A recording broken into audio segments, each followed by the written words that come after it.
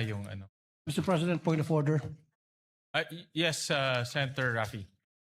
What's the pleasure of Senator Rafi Tulfo? Mr. President, in the past few weeks, I have coordinated with the Office of the Majority Leader regarding the membership of the committees I hold as chairman. In fairness to the Majority Leader's office, they've extended all efforts to formalize the election of the members of the Committee on Public Services and Migrant Workers. What disturbs me is that it is the inaction of the minority floor leader to confirm these memberships that holds important LEDAC bills hostage, such as the Department of Water, crucial franchise bills, and the OFW reintegration bills. To my colleagues in the minority, maraming salamat po for your confirming your intent to join my committee. But to the minority leader, my good friend, Senator Alan Peter Cayetano, it is time that we cooperate so that we may get back to legislating. If you have time to go on FB Live, maybe you have time to confirm or give the go signal to your minority members. Kasi Mr. President, pabalik-balik na po yung staff ko sa office ni Senator Peter Alan Cayetano para kumuha raw ng go signal nang sa gayon yung kanyang mga members ay ma-elect na sa committee ko. And all of them were saying we're more than happy and willing to sign, pero ayaw ni Senator Cayetano, Alan Cayetano. I don't know anong dahilan niya, bakit niya hostage yung pagiging members ng kanyang mga kasamahan sa committee ko. Hostage niya po yung mga LEDAC bills sa kanyang pagtanggi na bigyan ng go signal ang kanyang mga kasamahan sa minority para pumirma. Mr. President, sana makarating to kay Senator Alan Peter Cayetano. Kanina sana kausapin ko po siya, kaso wala po siya dito ngayon. Therefore, I have no choice para dalhin to sa floor. Maraming salamat, Mr. President. Senator Rafi, thank you for that reminder. In fact, we have 32 committees that have yet to be fully convened. Kulang pa ho tayo ng mga members. And we would like to request later on, me and the majority leader would coordinate and talk to our minority leader to provide us with the list of members to fully complete the 32 committees. We recognize Senator Pia Cayetano. Thank you, Mr. Senate President. Actually, I don't really have to stand anymore because the Senate President already responded in the manner that I believe is becoming of the Senate. Senator Tulfo, madali niyo naman akong tanungin, alam niyo naman kapatid ko si Alan, kung gusto niyo may iparating. Huwag na ho kayo magdrama ng mga pa-hostage. Hindi ho tayo ganito dito. And I certainly hope, that you don't set a precedent kasi I don't know the Senate President to be that way. I don't know the majority floor leader to be that way. He happens to be seated beside the former Senate President. The minority floor leader doesn't happen to be here. I can talk to him. Pag in-ignore niya kayo and the next day, wala pa rin, then sige, sabihin niyo yung gusto niyo, pero huwag naman sanang ganun. Wala ko akong naalalang ganun magsalita dito sa Senate for the 19 years that I've been a senator. Yun lang naman po. Thank you, Mr. Senate President. What's the pleasure of Senator Rafi Tulfo? Mr. President, ubusin ko muna yung tawa ko. Never po ako nagdrama dito.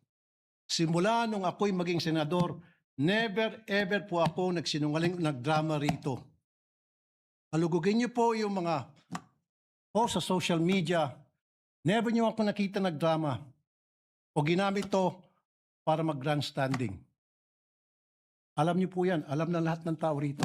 Sino ang nagdadrama? Tumingin muna kayo sa salamin bago kayo magsalita. Salamat po. Pareho. First of all, Your Honor, this honorable court and presiding officer will note that when we broke off last Wednesday, it was very clear that prosecution through this representation made a motion, in fact, modify the motion, that we be allowed to present the documents, 4,492 documents, before the Honorable Clerk of Court. And for purposes of comparison, Your Honor, and this Honorable Presiding Judge will recall that it did issue a directive to the parties to make themselves available on Thursday and Friday of last week, just mutually agreeing on a common time, Your Honor.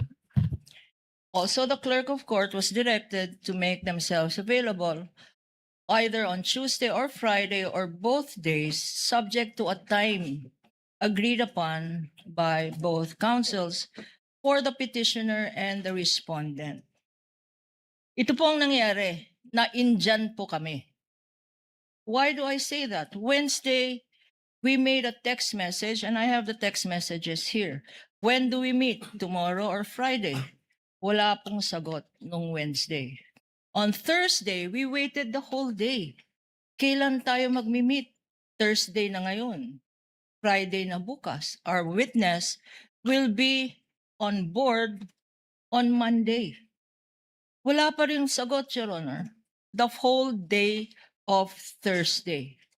At the end of Thursday, at the end of office hours, Thursday, Your Honor, and we have the evidence here, at 5:38 in the afternoon of Thursday, they texted, counsel for the respondent texted to say, we are available on August 14.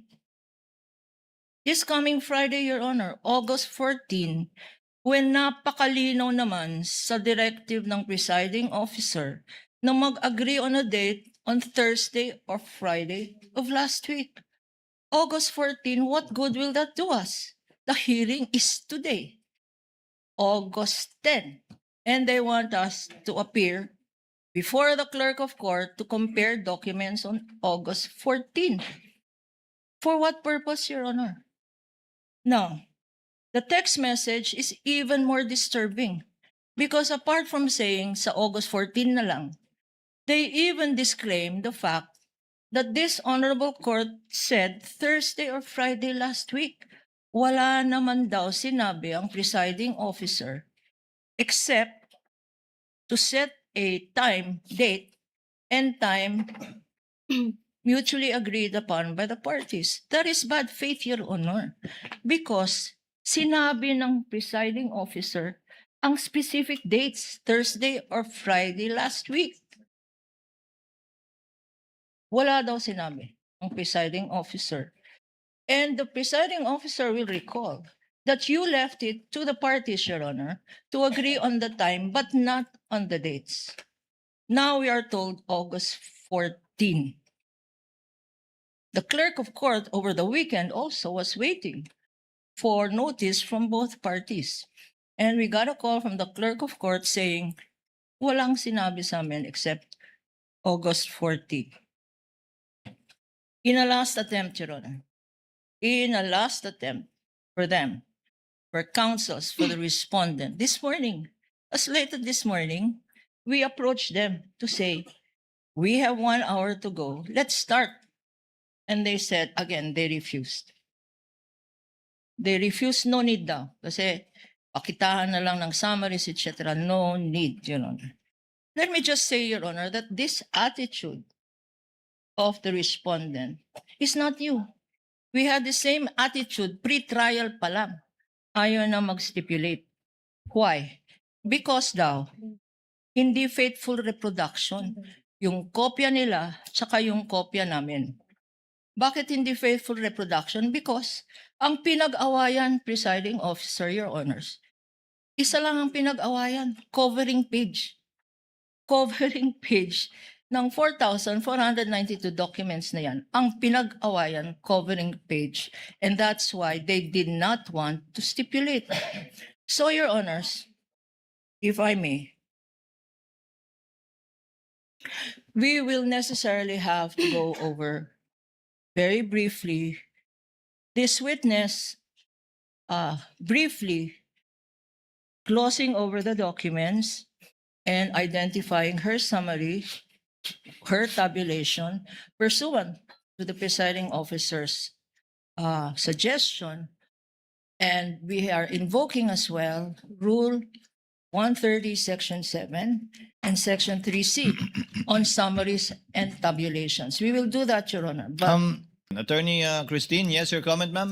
Your Before we Honor, proceed. Yes, Your Honor, please. I would like to thank the good counsel for their willingness to explore or to implement Rule 130, Section 7. At least we have aligned with what we are expected to do before this honorable court. In fact, Your Honor, earlier this morning, I was asked by one of her partners about the comparison. And I actually told her partner, Attorney Lazaro, Attorney, we don't even need to compare the exhibits in order to expedite the proceedings. Because first of all, that's the authenticity of the exhibits is something is something that the court will have to decide. And the court will only decide on that after the prosecution has already submitted their offer of evidence, and that will be subject to our comment. And there's no need for us to actually compare the exhibits just so we can arrive at a stipulation that this and that are the same. And also, Your Honor, with regard to the identification of the witness of the exhibits, that goes into the witness competence. Now, we did not stipulate here in open court that the witness is competent to identify the exhibits, Your Honor, kasi hindi naman ho namin kilala ho yung taga-COA. Pangalawa, we don't know the extent of her examination of the documents. Pangatlo, she just assumed the work of Mr. Wamil. So, mahirap naman po sabihin nun ng kliyente namin, sige, okay na, we payag na kami, she can identify the exhibit, she knows all of those, she has examined all of those. Precisely, that's the duty of the counsel to do in open court. Now, there's Rule 130, Section 7, and for those of you who are litigating before the CTA, you already know this rule, that a witness can testify based on a summary, and that would actually show that he's competent to testify on the exhibits by reason of the summary that she made. And that would attest that she has examined all of the documents that are contained in the summary. That's why yun po yung sinuggest ko sa counsel ng kabila. Sabi ko, we will not even object, attorney, as to how many exhibits you will identify or you will have as samples, kahit 10 per quarter or kahit 100 or kahit wala. Diba? If you check Rule 130, Section 7, hindi naman ho ni-require na isa-isahin ho yun. At hindi ho nire-require, Your Honor, na kailangan ho namin mag-stipulate on the exhibits, on the authenticity, so that they can use Rule 130, Section 7. And if properly done po, Your Honor, I think they can identify or they can finish all 1 quarter in less than 10 minutes.